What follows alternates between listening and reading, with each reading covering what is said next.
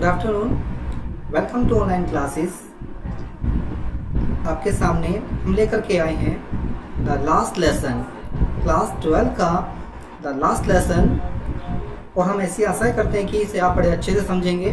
देखिए, इसमें जो लेसन को जो लिया है, ये जो लिखा है इन्होंने द लास्ट लेसन, इसका क्या मीनिंग है आप लोग इसे देख लेंगे। क्योंकि इसने कहा है द लास्ट लेसन, मतलब होता है इसका अंतिम पाठ। देखिए, अंतिम पाठ ही इस जो है इसका नाम क्यों रखा गया, किस तरह से क्यों इसको ऐसा कहा गया, तो वो चीज़ें आप लोगों को यहाँ हम बताएंगे, ध्यान से देखेंगे आप लोग। तो सबसे पहले मैं आपको ये बता रहा हूँ कि ये लिखा किसने है द लास्ट लेसन को। ये लिखा हमारा बाय, जो लिखा गया है अल्फोंस डाउट। अल्फोंस डाउट ने इसको लिखा है। और सबसे पहले मैं आपको उसको इंट्रोडक्शन कराना चाहता हूँ, इसका परिचय कराना चाहता हूँ कि ये जो ऑथर का परिचय देख लीजिएगा आप लोग। इसमें लिखा है उसमें तो अल्फोंस डाउट का जो जन्म था वो 1840 में हुआ था, और इससे लेकर के कब ये उनकी डेथ कब हुई थी, वो 1897 में हुई थी। और वो एक फ्रेंच थे, एक नॉवलिस्ट थे, वो एक जो कि एक शॉर्ट स्टोरी राइटर थे। क्योंकि छोटी छोटी ये कहानियाँ जो आप लोग देखोगे, जो कहानियाँ होती हैं, जो शॉर्ट स्टोरी होती हैं, तो उन्होंने शॉर्ट स्टोरी राइटर हैं, वो एक नॉवलिस्ट भी है, फ्रेंच के एक नॉवलिस्ट भी हैं। तो उनका एक अपना एक एक्सपीरियंस है लाइफ का। वो प्रत्येक जो सोशल लेवल पर रहे हैं, उन्होंने कोर्स ऑफ द ट्रैवल से हेल्प किया of the develop his nature gift. और ड्यूरिंग द फ्रांस का जो पर्शियंस का वार हुआ था, उस समय के दौरान की बात है कि उनका जो profound the effect on his writing and English in the French army. The French lost war and he is failing the health forced him go to back to writing for harassed his life। तो देखिए, मैं आपको बताना चाहूँगा सबसे पहले इसका introduction.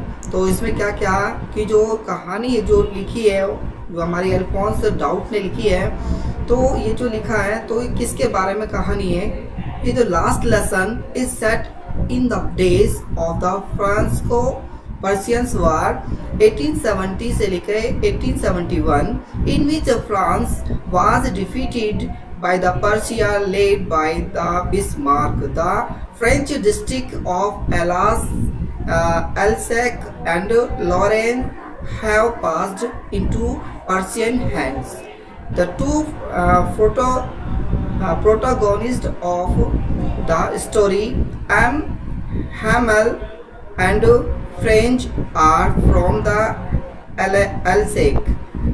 M. Hamel is a French teacher and French is one of his students. The story revolves around of how the war plays a pivotal role in their lives।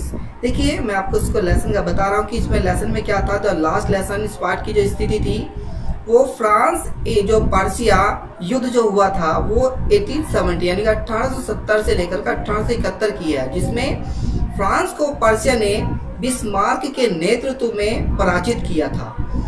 और फ्रांसीसी जिले, जो वहाँ का फ्रांसीसी जिला था, तो उसमें जो अल्सेस तथा लॉरेन पर्शियन के हाथों में चला गया था। उसमें क्या था, कहानी के दोनों जो प्रमुख पात्र होते हैं, इस कहानी के दो पात्र होते हैं, वो कौन कौन से हैं। नंबर एक, जो उसमें जो उसका टीचर है वो पात्र है एम हेमल, और तो दूसरा जो एक उसका स्टूडेंट है वो है फ्रेंच एल्सेस। फ्रेंच दो इसमें करेक्टर हैं, वो एल्सेस के हैं, वो दोनों ही एल्सेस में रहते हैं। तो एम हेमल फ्रांसीसी अध्यापक है, वो एक टीचर है, फ्रांसीसी अध्यापक है, तथा तो फ्रेंच उनका एक विद्यार्थी है। कहानी इस तथ्य के जो चारों ओर घूमती है, मतलब इस प्रकार उस युद्ध उनके जीवन में धुरिया भूमिका निभाता है। मतलब दोनों ही, एक स्टूडेंट है और एक टीचर है, तो दोनों ही उसका मेन इसमें कैरेक्टर्स को शो किया गया है, बताया गया है। तो देखिए, जैसे कि इसमें आप लोगों को दिखा रखा है the French is the story, the protagonist and narrator. देखो, प्रोटैगोनिस्ट का मतलब इसके साथ संलग्न है, मतलब नरेटर भी है, लेखक भी है, कि यंग स्टूडेंट भी है स्कूल में, एट स्कूल इन एल्सेक्स में, which Germany annexed from the France during the Franco-Persian War of the 1870. The French often skip school and does not prepare of lesson So one day he arrived at school to learn that the French language will no longer be taught in the school after an order sent down from the Berlin to the copying the Persian force. The France regret that he did not pay the better attention to his lesson when he had the chance.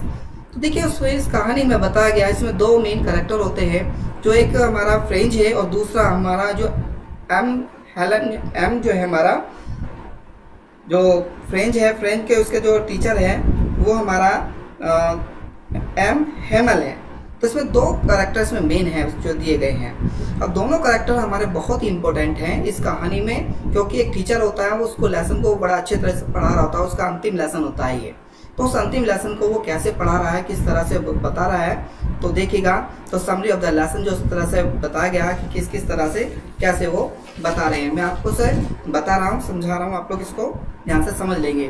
तो क्या होता है इस story में, तो एक जो teacher है वो लेसन को जो पढ़ा रहा होता है, तो पढ़ाते पढ़ाते जो फ्रेंच है वो इस स्टोरी को बड़े ध्यान से सुन रहा होता है। मतलब जो टीचर वो पढ़ा रहा था वो सुन रहा होता है, पर कभी कभी क्या करता है वो सुनता नहीं है। तो इत्तेफाक से क्या होता है अचानक से, तो वो पता नहीं होता है कि जब उस समय वार हो रहा होता है, युद्ध चल रहा होता है, जो उस युद्ध में क्या होता है कि ये जो अब जो युद्ध था हमारा फ्रांसीसी युद्ध, तो उसमें वो दूसरे के हाथों में चला जाता है। जो हमारा इसमें बताया है, देखिएगा आप लोग कैसे किस तरह से वो टीचर आपको बता रहा है कि कैसे कैसे टीचर के दोनों की बातें लगातार हो रही हैं। चलिए देखिए समरी ऑफ द लेसन। तो उसमें फियर ऑफ द फ्रेंच, अब उसे जो डर लगता है वो किस प्रकार का डर उसको भयभीत कर रहा है कि एक टीचर ने, अध्यापक ने उसे काम दिया था, तो पार्टिसिपल होते हैं, तो उसका ग्रामर में होता है, आप लोगों ने देखा होगा पार्टिसिपल हैं, तो उसमें उसका चैप्टर को दिया गया कि आपको इसमें से कल मैं टेस्ट लूँगा इस तरह से। तो उस बच्चे को जो फ्रेंच है उसको डर लग रहा होता है, तो उस स्टोरी में यहाँ पर बताया था फियर ऑफ द फ्रेंच, यहाँ पर बताया गया। तो फियर ऑफ द फ्रेंच, तो वो डर रहा होता है, किस प्रकार कैसे देखिएगा। तो उसमें कहा the French started for school too late that morning. His French teacher M. Hamel had announced that he would question the class on participle. The poor French did not know even a single word about them, was afraid of a scolding from his teacher. तो देखिए उसमें क्या बताया कि प्रातः उस French विद्यालय, जो फ्रेंच होता है विद्यालय के उसने कहा था अत्यधिक विलंब से चला। देखिए वो पार्ट का बता रहे हैं कि जो फ्रेंच होता है उसने स्टार्ट कर दिया तो चलना स्कूल के लिए, वो भी कैसा लेट। अब उसमें क्या होता है, उसके फ्रेंच के अध्यापक एम हेलन ने यह घोषणा की थी कि वे कक्षा से पार्टिसिपल से संबंधित प्रश्न पूछेंगे, कि अलग अलग नहीं, कि पार्टिसिपल से संबंधित जो क्वेश्चन होंगे वो उनसे पूछे जाएंगे और उनसे अलग कुछ नहीं पूछा जाएगा। तो फ्रेंच को उनसे संबंधित प्रश्न भी सभी विदित न थे, मतलब याद नहीं थे। कहने का मतलब है कि उससे वो डर लग रहा था कि भाई मुझे याद नहीं है, इससे संबंधित पार्टिसिपल से प्रश्न वो टीचर मेरे से पूछेंगे और मुझे वो याद होंगे नहीं, तो क्या होगा। तो इस स्थिति में तो अपने अध्यापक के द्वारा डांटे जाने से भयभीत था कि अध्यापक मुझे डांटेंगे और मुझे इस प्रकार डर लग रहा था। तो दूसरे में है जो अट्रैक्शन, मतलब अट्रैक्शन का मतलब आकर्षण होना, मतलब कहते हैं आकर्षण होना।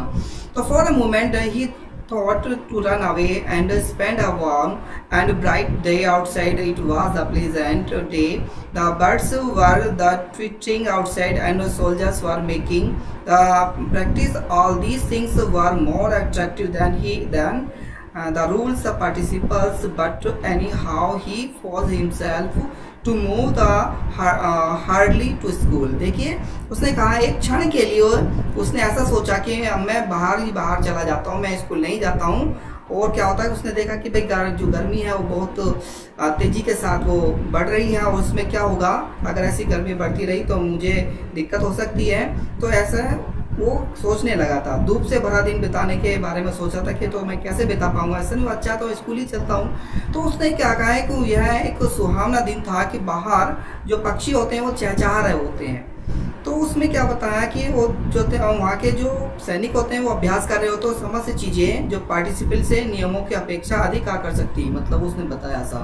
और उसने कहा कि किसी प्रकार से उसने स्वयं शीघ्रतापूर्वक विद्यालय जाने का निर्णय ले लिया कि मैं अब विद्यालय जाऊंगा। तो क्या होता है फिर देखिए क्राउड, जो भीड़ है वो क्या करती है कि जब he was passing the town, कि जब वो passing the town hall there was a crowd in the front the bulletin the board for the last 2 years all the bad news like the lost battles order the commanding officers were all coming from the notice board. So he thought without stopping what would be the matter then.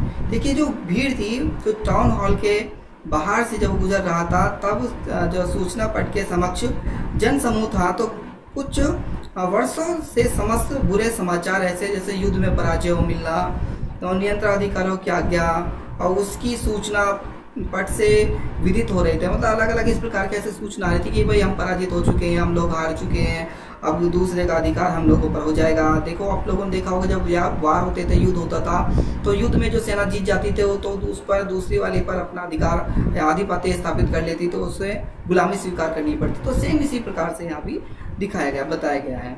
तो इस प्रकार वो कहते हैं कि अब वो उनके बिना रुके विचार या क्या मामला हो सकता है, इस प्रकार उन्होंने वो सब चीज़ बताई। तो देखिए आगे क्या कहते हैं। तो ब्लैक स्मिथ सजेशन, तो वो ब्लैक स्मिथ का मतलब लोहार जो होता है वो उसका सजेशन जो सुझाव है वो क्या है कि blacksmith who had read the bulletin the told the friends not to hurry, there was the plenty of time but the friends did not slow down.